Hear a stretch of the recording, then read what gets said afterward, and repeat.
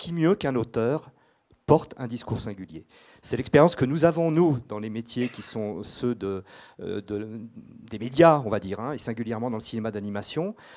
C'est bien à travers les auteurs que nous arrivent des œuvres, des propos qui sont singuliers, qui fabriquent la mémoire, qui fabriquent l'histoire. Et donc nous avons voulu commencer cette matinée en conviant Patrick Beau, et je vais vous inviter aussi à prendre chacun un micro, si vous voulez bien, qui est un homme qui a beaucoup de talents, des talents multiples, graphiste, auteur, je l'ai dit, animateur, folkloriste. J'ai vu ça sur la page Wikipédia, ça m'a interpellé, mais...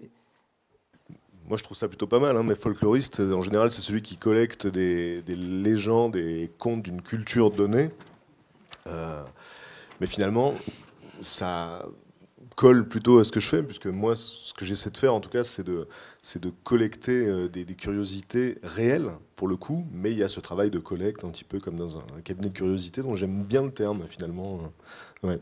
On va tourner autour de cette notion de curiosité, parce que je pense que c'est un peu le sens de ton travail. La curiosité et le désir, la volonté, et tu l'exerces parfaitement aujourd'hui, de partager les petites perles que tu découvres. Alors tu le fais de différentes manières, à travers le temps, à travers la création d'une émission radio qui s'appelait Exocet à la fin des années 2000, en créant le blog Axolot en 2009, en étant l'auteur de livres, de bandes dessinées. Il y a eu des parutions récentes, je crois, peut-être tu en diras un mot, et plus récemment en faisant d'Axolot une chaîne sur YouTube qui compte tout de même 420 000 abonnés et dont les vidéos ont été vues plus de 10 millions de fois. Donc il y a là un phénomène public, comme on en rencontre quelquefois sur le web, mais ce qui va nous intéresser aussi, c'est peut-être à la fois le parcours, à travers ces différents médias, et la complémentarité de cette manière de raconter le monde pour le plus grand nombre, mais avec, si tu permets, un style qui fait de toi un auteur, et une manière de rompre aussi avec l'urgence un peu des médias d'aujourd'hui, y compris, on va le voir quand on va voir un extrait d'un de tes films, dans la narration, il y a un peu le parti pris de la lenteur, de la découverte. Est-ce que c'est quelque chose qui t'est naturel ou c'est une volonté de raconter le monde différemment ? Et bien en fait, quand j'ai lancé la chaîne de vidéos en 2013, j'avoue que j'ai pas vraiment réfléchi à la forme que ça allait prendre. Je l'ai raconté de la manière la plus naturelle et la plus spontanée possible. Et c'est vrai que ça allait un peu à contresens des standards de narration sur YouTube. On a souvent des montages très cut, très rapides comme ça, parce que les gens ont peur de perdre l'attention très précieuse des internautes qui ont plutôt tendance à zapper. Et donc, moi, la première vidéo que j'ai faite, je ne l'ai pas réfléchi volontairement à contresens de cette tendance-là, mais je l'ai simplement faite de la manière qui me semblait le plus naturelle possible.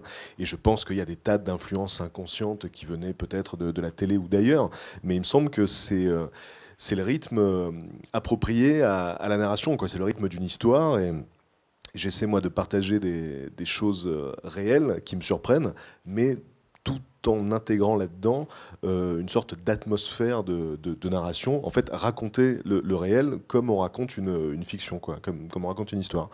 Voilà. Raconter, la forme orale, on va y revenir, c'est aussi des choses auxquelles tu attaches beaucoup d'importance. Dans ce qui fait différence aussi, me semble-t-il, la durée des sujets. Quand j'ai découvert ton travail, peut-être c'est des idées reçues, mais des films de 10 minutes sur le web, c'est pas forcément ce que l'on attend. On attend parfois des formats plus courts. On voit souvent des formats plus courts. Bah moi, la première vidéo que j'ai faite sur la chaîne, elle faisait à peu près 5 minutes. Et à l'époque, c'était le standard, parce que justement, il y avait cette crainte de perdre les gens, puisqu'on sait que le temps d'attention sur Internet est assez réduit, parce qu'il y a tellement de trucs à voir. Et donc voilà, la première vidéo, elle faisait à peu près 5 minutes, et puis ensuite, je me suis aperçu qu'il y avait pas mal de gens qui me demandaient de faire plus long. Et c'est là que j'ai réalisé que les formats courts, c'est bien pour convaincre une audience, en fait. Mais une fois qu'on est installé, que les gens aiment bien ce qu'on fait, on peut se permettre de faire plus long et d'aller plus loin, de creuser un petit peu plus les sujets. Et donc c'est vrai qu'au fur et à mesure, j'ai rallongé la durée des vidéos jusqu'à certaines vidéos qui font une vingtaine de minutes. Et je m'aperçois que les gens ne décrochent pas pour autant, en fait. Donc c'est plutôt rassurant.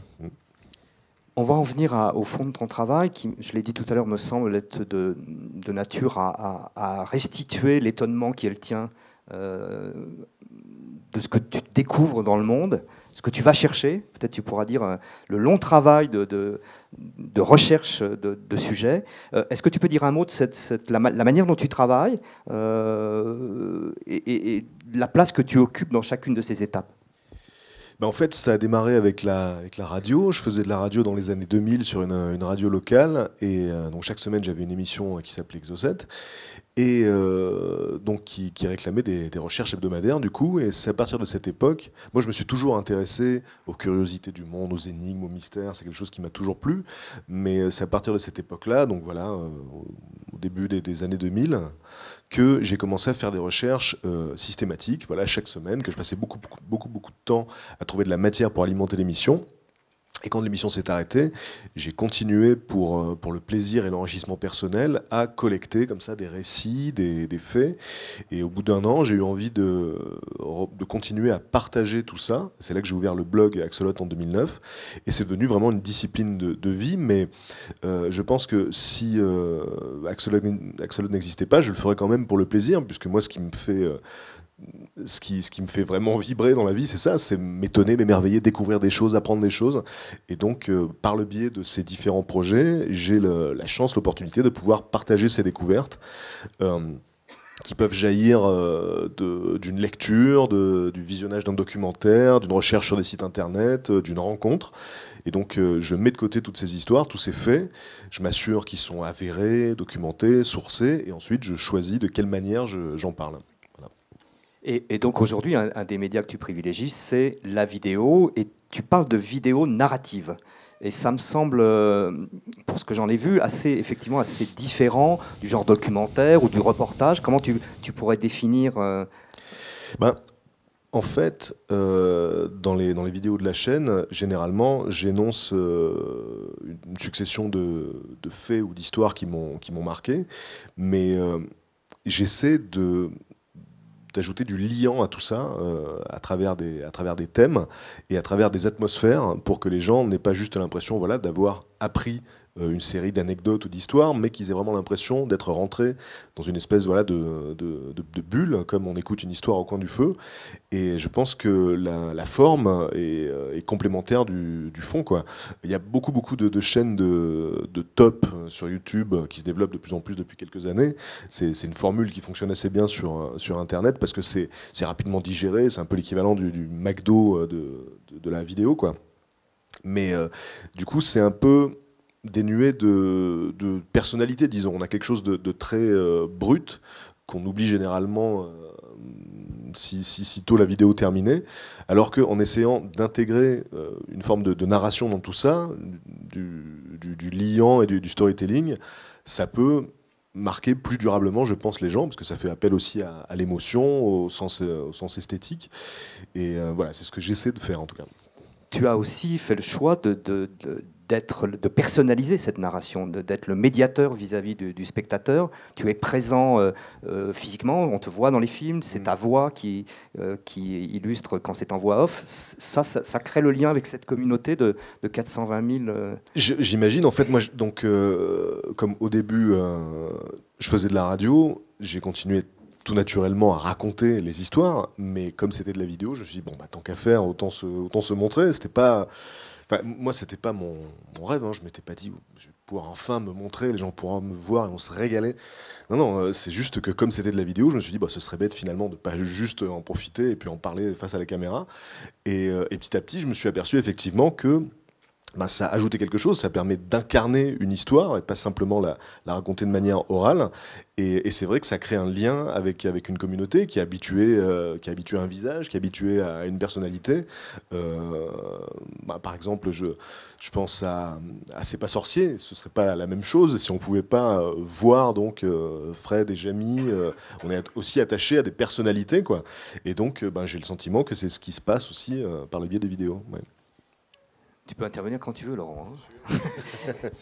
J'écoute Patrick, ce que je voulais dire, c'est que c'est marrant finalement ce que tu nous racontes là, parce que ce qui te paraît toi naturel dans les standards de narration, nous c'est complètement révolutionnaire dans le monde du tourisme. C'est-à-dire qu'on a été justement élevé avec cet héritage du spot pub télé-hertzienne grand média, quoi. Et donc finalement, quand tu dis non, mais je suis parti là-dessus parce que oui, il faut quand même du temps pour raconter une histoire, et puis que la mise en scène, c'est quelque chose d'important. Je veux dire, quand la télévision est arrivée, pour refaire le lien avec l'atelier de ce matin, vidéo et tourisme, audiovisuel et tourisme, quand on a commencé à se l'approprier dans notre secteur, clairement, on était sur ces formats de spot court, spot pub, quoi, j'allais dire. Donc à peu près l'antithèse de ce que tu nous dis là. Et c'est ça que je trouve vraiment intéressant. Et c'était là où je voulais en venir aussi. C'est-à-dire qu'on a vu clairement en quelques années, de manière tout à fait spectaculaire, une évolution très nette des formats de audiovisuels choisis pour valoriser les destinations. Ça me paraît être un point vraiment essentiel et qu'il faut qu'on relève tous ensemble si on veut aussi accrocher, puisque finalement notre métier aujourd'hui, ça n'est rien d'autre que de faire partager une expérience, quoi. Je pense que c'est très lié à la liberté qu'offre Internet, puisqu'on peut expérimenter.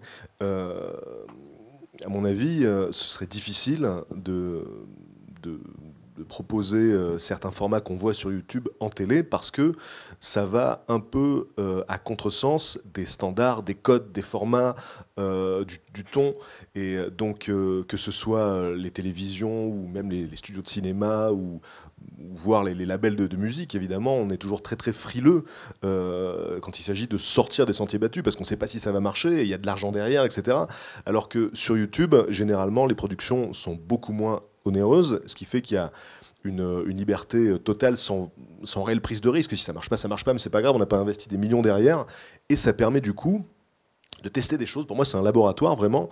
Et on réalise que finalement, des choses qui n'auraient jamais été prises en télé parce que c'était trop segmentant, soi-disant, ou trop élitiste, ou trop compliqué, ou trop ci, ou trop ça, ça marche parce que les gens sont en demande aussi de choses qui sortent des sentiers battus, qui sortent des codes, qui ne sont pas juste du marketing ou de la communication, ou de la publicité. Et en fait, là, l'idée, c'est vraiment de revenir à quelque chose d'ancestral, quelque chose d'oral, simplement, écouter une histoire, être porté par ça.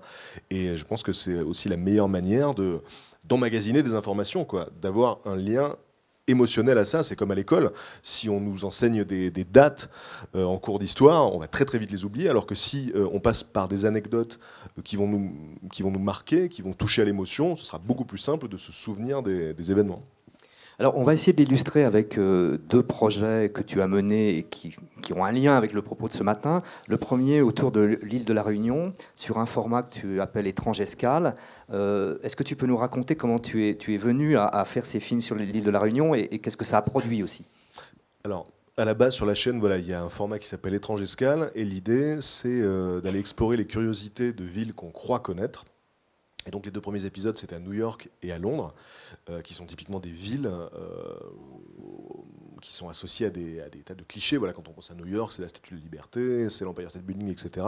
Alors que c'est une ville qui regorge de choses méconnues et incroyables. Par exemple, à New York, personne ne sait qu'il y a une statue de Lénine de 6 mètres de haut au sommet d'un immeuble, alors qu'on est à 500 mètres de Wall Street. Et voilà, et des trucs comme ça, il y en a des tas à New York, à Londres aussi, et de partout en fait. Et c'était cet angle-là, moi, que je voulais apporter, parce qu'il y a beaucoup de vidéos, de reportages et de documentaires liés au voyage, liés au tourisme depuis quelques années, qui sont vraiment intéressantes et vraiment bien réalisées. Je pense aux Nouveaux Aventuriers, donc qui est un format sur Canal+, je crois que ça existe toujours d'ailleurs. Et il y avait plusieurs présentateurs qui organiser leur voyage autour d'un thème précis. Il y avait le gastronome qui donc explorait les différentes traditions gastronomiques des pays.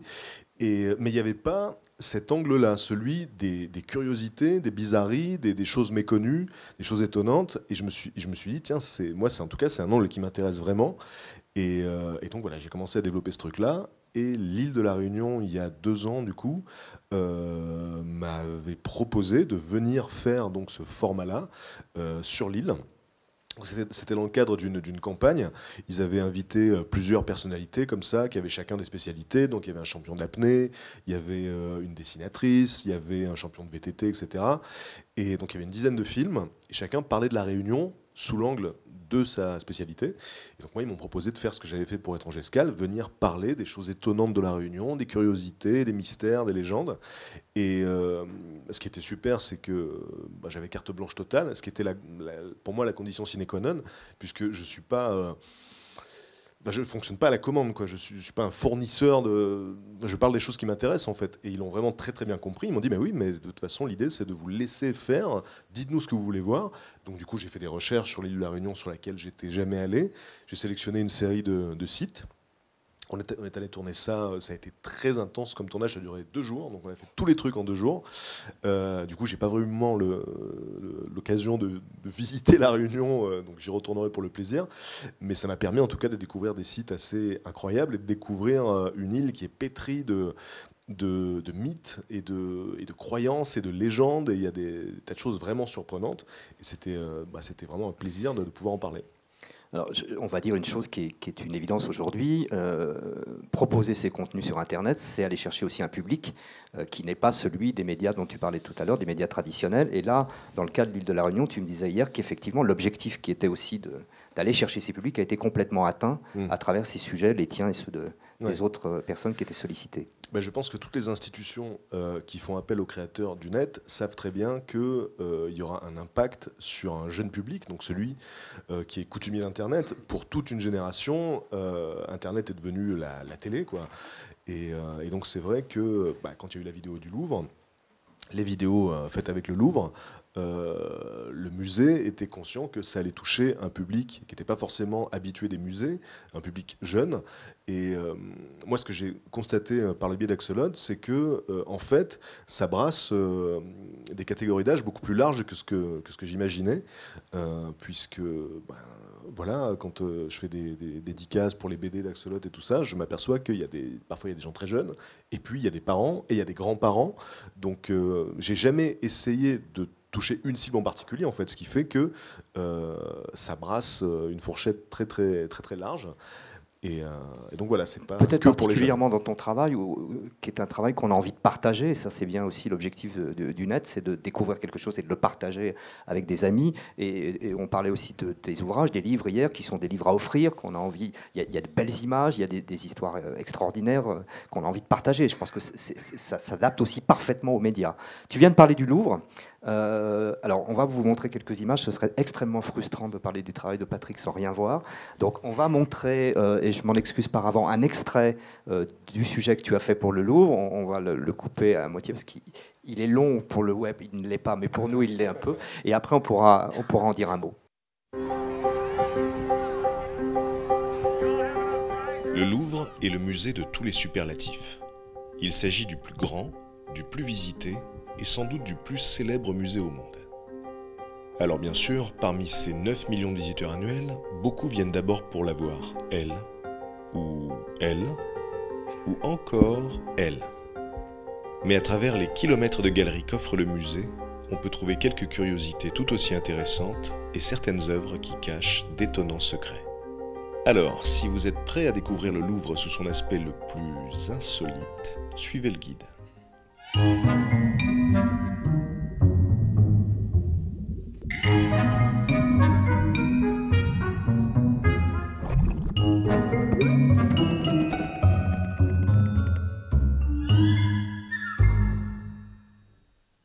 Les collections du Louvre comprennent plus de 460 000 œuvres, dont 38 000 sont en exposition.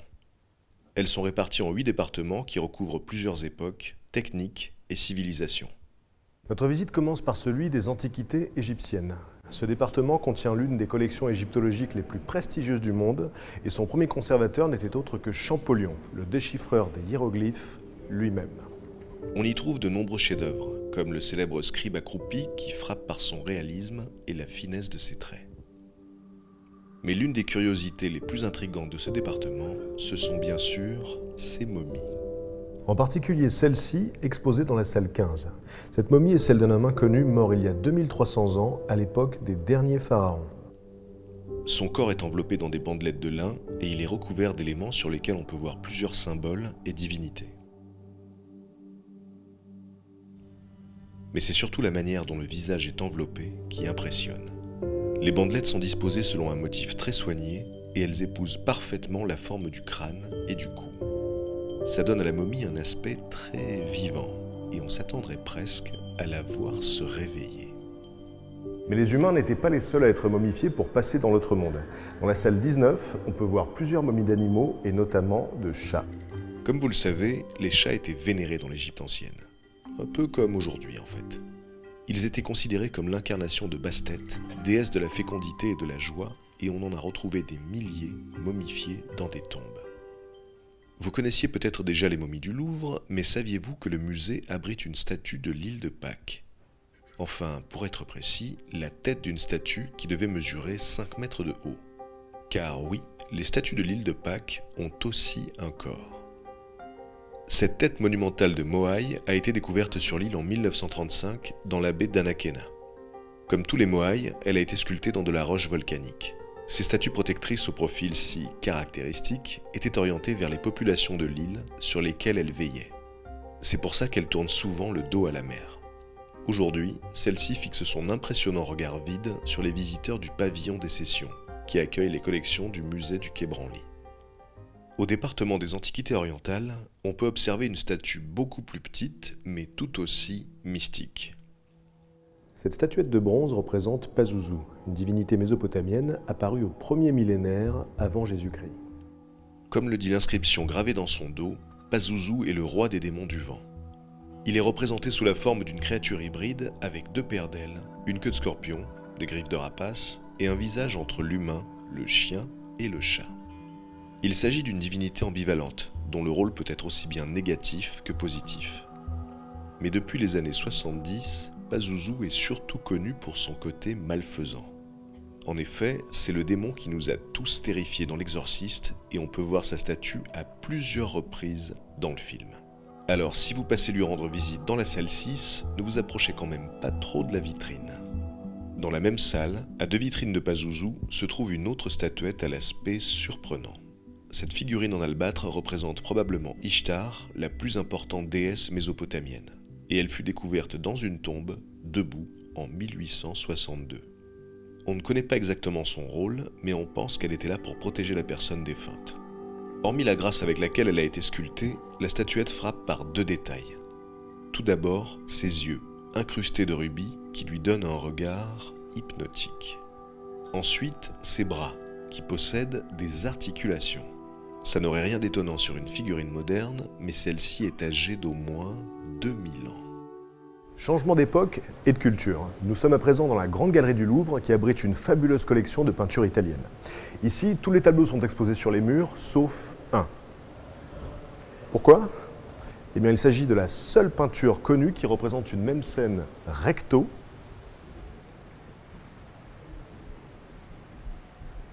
et verso. Cette curiosité de l'histoire de l'art représente le combat entre David et Goliath et elle a été peinte vers le milieu du XVIe siècle par Daniele da Volterra. En permettant de voir la scène sous 2 angles différents, l'œuvre avait pour but de montrer que la peinture pouvait rivaliser avec la sculpture. Un débat artistique qui faisait rage à l'époque.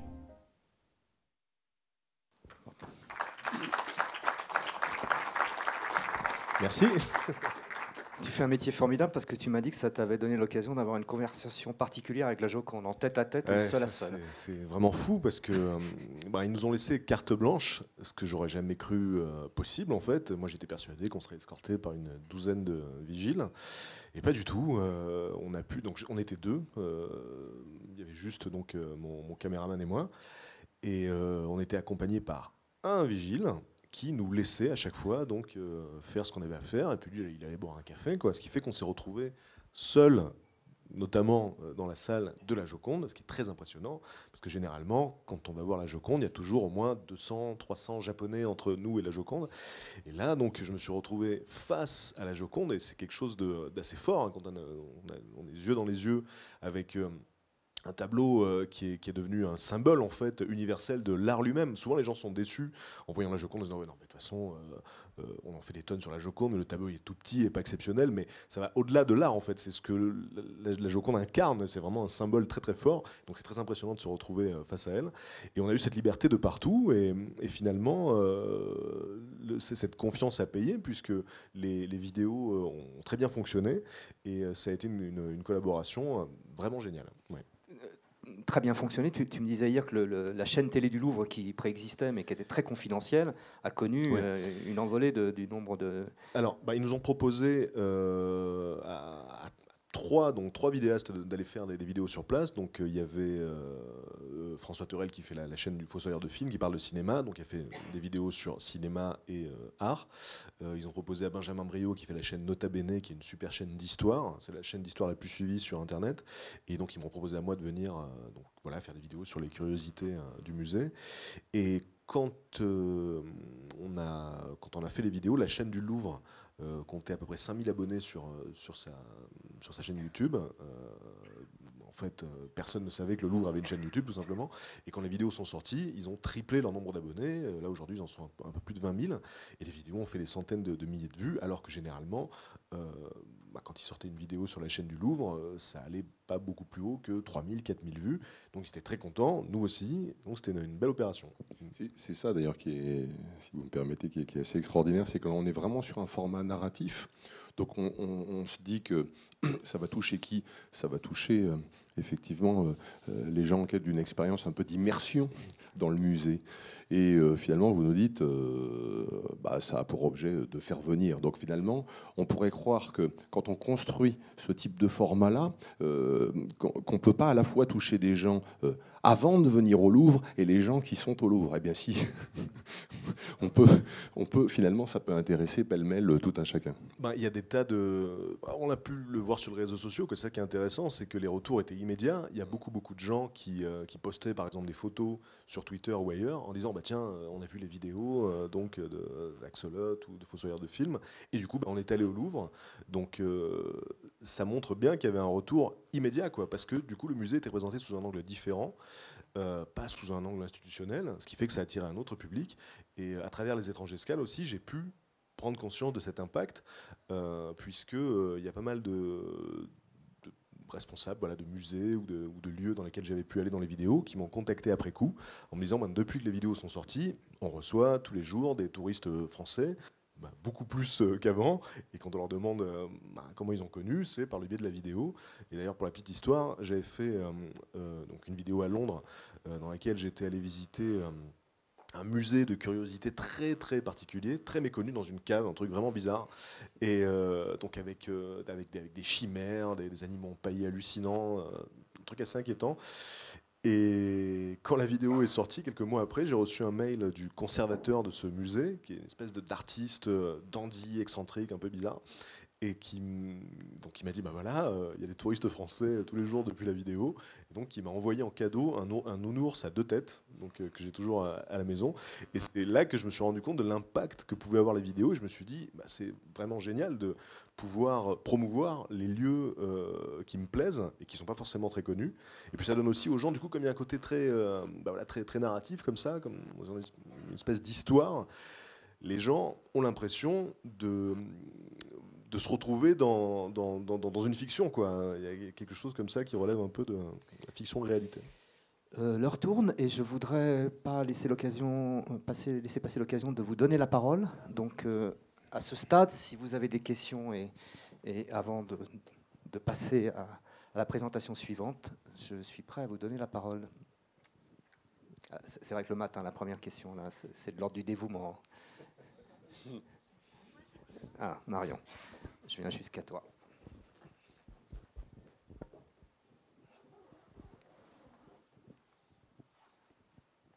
Oui, bonjour. Donc, je me présente. Donc, Marion Grange, responsable d'une cinémathèque, pas loin d'ici, à Verrier-du-Lac.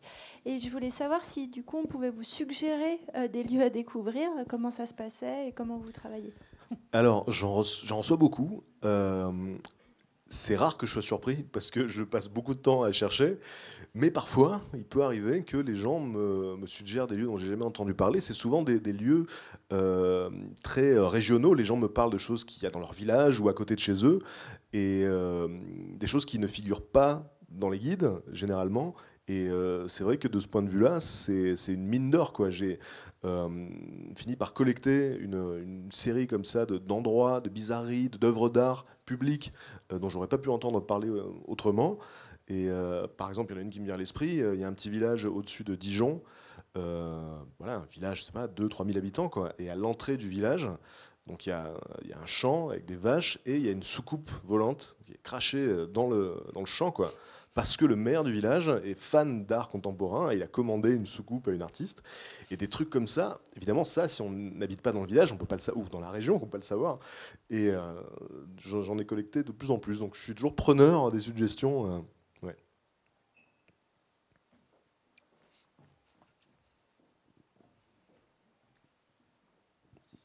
Bonjour, Vincent Burgeux. Je vais faire une petite présentation juste après, enfin pas juste après, mais en troisième. Non, j'avais une question. Vous dites pour le musée du Louvre, vous avez fait la vidéo, vous l'avez partagée via la chaîne YouTube du Louvre. C'est le cas pour les différents territoires, les différents musées avec lesquels vous travaillez? Pour le Louvre, le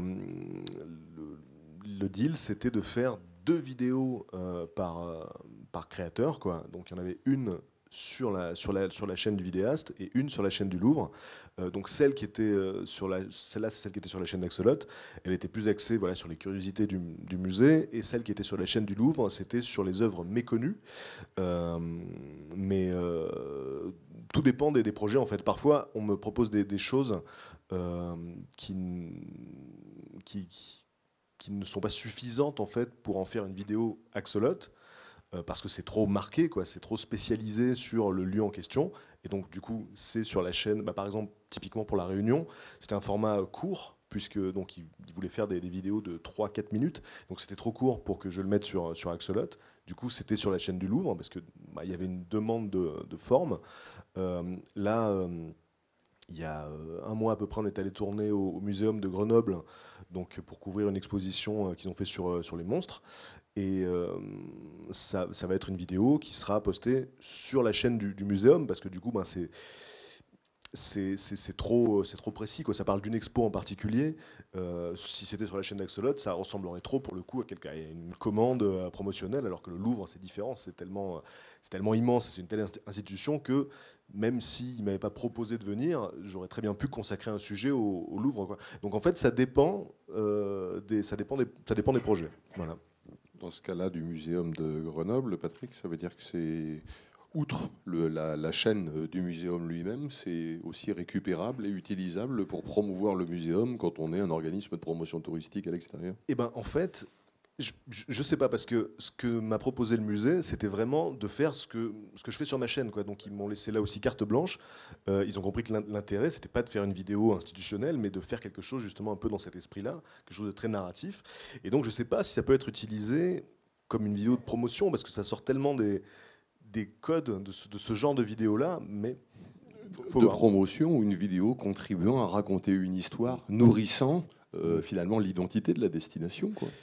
L'expérience muséographique. En tout cas, du coup, l'expérience montre que ces vidéos-là donnent envie aux gens de se déplacer. Et à mon avis, c'est ce qui fait aussi qu'on propose, voilà, des partenariats. C'est qu'il y a un ton différent. Et il y a aussi un public différent qui est peut-être justement trop habitué au code de communication et qui est plus dupe, en fait, et qui là peut se laisser happer par une histoire. Ouais. Une dernière question. On n'entend pas. Oui, Monique Vuagna, Commune Nouvelle d'Annecy, directrice du patrimoine et du tourisme culturel, pour faire vite. Moi, ce que ça m'inspire, c'est que c'est le format que vous proposez, en fait, est une réactualisation de ce qui était l'origine des musées et l'origine du tourisme. L'origine du tourisme, c'était les sites pittoresques qu'on allait voir. Et en fait, vous réactualisez dans ce format cette notion-là. Et sur les musées, le départ des musées, c'était aussi les cabinets de curiosité. Et en fait, c'est ce que vous réactualisez là aussi. Ça me paraît intéressant. Absolument, mais c'est juste que... c'est très très vrai. Et d'ailleurs, moi, c'est ce qu'on disait tout à l'heure. Hein. Moi, j'invente rien du tout. La tradition orale, c'est ce qu'il y a de plus ancien, mais c'est ce qu'il y a de plus...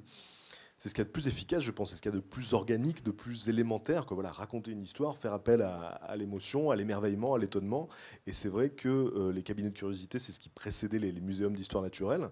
Et moi, je m'aperçois qu'avec le boulot que je fais sur Axolot, que ce soit dans les vidéos ou les bouquins, je fais un travail de collectionneur de cabinets de curiosité qui, au lieu d'avoir un endroit physique, agrémente ces étagères de récits et de faits. Donc c'est un cabinet de curiosité mentale en fait.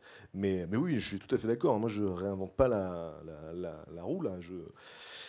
Je parle des choses qui m'émerveillent, qui m'étonnent, et c'est quelque chose qu'on peut retrouver à travers les siècles, hein, évidemment. Non, je vais devoir, mais à la fin de la journée ou à la fin de la matinée, on pourra revenir. Patrick sera avec nous jusqu'à ce soir. Je vais le remercier. On n'a pas évoqué une des choses que tu as mis en place, qui est la veillée. Tout à l'heure, tu as employé le mot au coin du feu. Là, la veillée, c'est presque ça, hein, mais dans une grande salle de spectacle. Un mot, très rapidement, avant de te remercier. La veillée, l'idée, là aussi, c'est de réactualiser d'une certaine manière la tradition orale, le simple fait d'être autour d'un feu, de se raconter des histoires. Et l'idée, c'est de faire venir sur scène des gens qui ont vécu des choses incroyables, mais qui n'ont pas forcément eu l'occasion de le raconter, parce que c'est des anonymes, quoi. Et donc, il y a une économie totale de mise en scène. Il y a juste un micro, des chaises, il y a des bruits de la nuit, donc qui sont diffusés dans le théâtre pour qu'on ait l'impression d'être en forêt. Mais là aussi, voilà, c'est quelque chose de très pur, de la simple narration, et c'est pas des professionnels. C'est ça qui est intéressant aussi, c'est que c'est des gens qui parfois ne sont jamais venus sur scène. Du coup, il y a une espèce de fraîcheur et de spontanéité, d'hésitation et d'émotion qui rend la chose d'autant plus forte. Et c'est un projet qui me tient à cœur, ça. Ouais. Et il en existe des captations, donc vous pouvez aussi trouver. Il y a une chaîne YouTube de la veillée, voilà. où toutes les histoires sont. Merci beaucoup, merci infiniment. Merci à toi.